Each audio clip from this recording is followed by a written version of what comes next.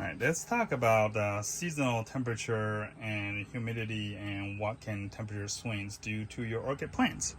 So as you can see right here, I have humidity, whatever you want to call it. It's a meter for humidity and also a gauge for temperature.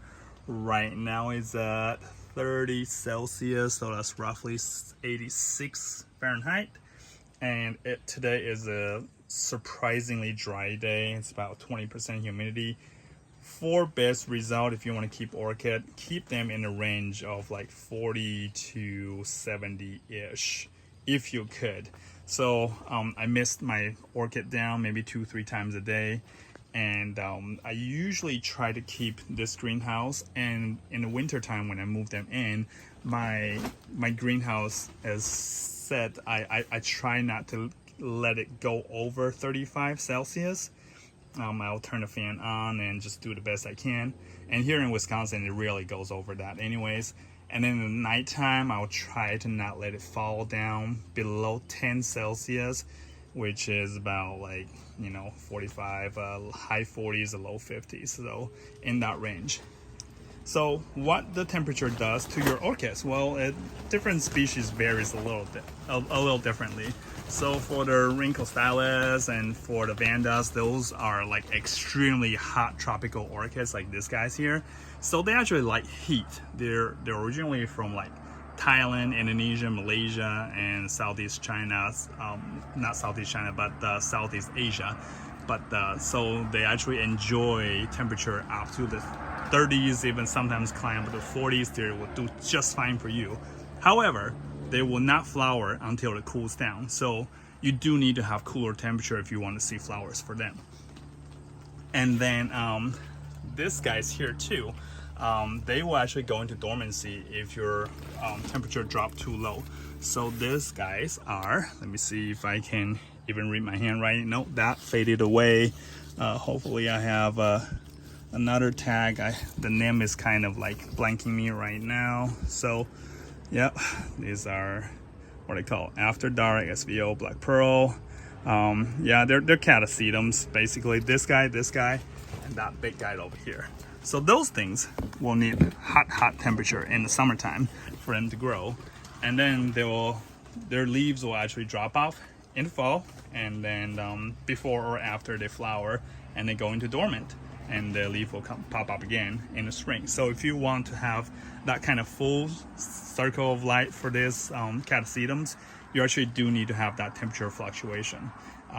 You do need to have warmer summers and you need to have cooler falls for them to flower, drop out leaf, and then regrow leaf the next year. And as far as many other orchid goes, some orchids actually like the heat and will flower in the summer. Certain cattleyas will do that. However, most orchids, including dendrobiums and phalaenopsis, will require some kind of temperature fluctuation between day and night, usually in the fall or springtime, for them to blossom. So in Chinese, we call them spring dendrobiums or autumn dendrobiums. So that kind of tells you what kind of dendrobium. So like the dendrobium nobile and farmeri, those are like considered the spring dendrobium. And then some of the other larger dendrobiums like dendrobium phalaenopsis, those are actually fall dendrobiums. Now I want to show you what heat can do to orchids. So I had a shipment. Let me dig this guy out so you can kind of see. So this is what happened to heat damage. So if you ever see your orchid leaves turning black like that, that means it's too hot. And this happened when I purchased this online, and I think the shipment must have stocked in a really hot truck, or I don't know, something happened during the shipment, so it was too hot, and then the leaves turned that way. They're fine. You don't have to clip them unless you really want to. I mean, they don't look good, but they actually can recover. So I think earlier this summer the black spots was a little bit larger, and now it seems to fade away a little bit. So it seems like there is actually a way these orchids can recover from heat damage.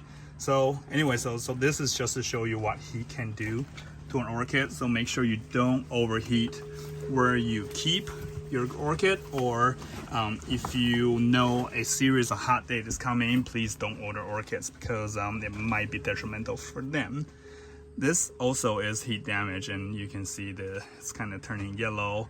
Not much I can do about it right now, and but there's new leaf popping out, so I think it's doing just fine. I'll just let the old leaves die off and new leaves come back on.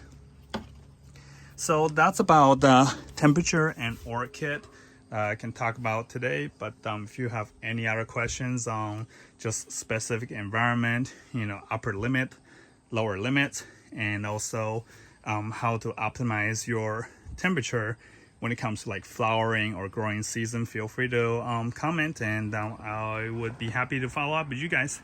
Thank you for tuning in. See you later.